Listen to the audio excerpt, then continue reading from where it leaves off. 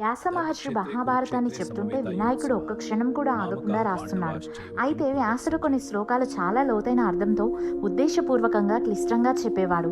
అవి అర్థం చేసుకోవడానికి వినాయకుడికి కాస్త సమయం కావాల్సి వచ్చింది. ఆ సమయంలో జ్ఞానానికి అధిపతి అయిన సరస్వతీదేవి వినాయకుడి మనసులోకి వచ్చి త్వరగా రాయి, ఆలస్యం చేయకు అని తొందర పెట్టిందని పురాణ కథనం. అప్పుడు వినాయకుడు ఆగ్రహించాడు. ఎందుకంటే ఆయనకున్న వరం ఏమిటంటే అర్థమైనదే రాయాలి అన్న నియమం. జ్ఞానం తొందరపడితే అది తప్పుగా మారుతుందని వినాయకుడు భావించాడు. అందుకే వినాయకుడు సరస్వతీదేవిని ఉద్దేశించి ఇలా అన్నాడట: జ్ఞానం తొందర కాదు, శాంతి కావాలి. అర్థం లేని విద్యలో లోకానికి భారమే. ఈ క్షణంలోనే వినాయకుడి కోపంతో సరస్వతీదేవి భూలోకానికి నదిగా అవతరించింది అని ఒక పురాణ విశ్వాసం ఉంది. అందుకే ఆమె కొన్ని చోట్ల సరస్వతీ నదిగా, కొన్ని చోట్ల అంతర్వాహినిగా కనిపించకుండా ప్రవహిస్తుందని చెబుతారు.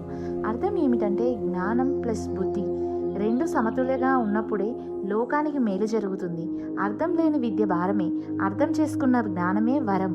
Thank you.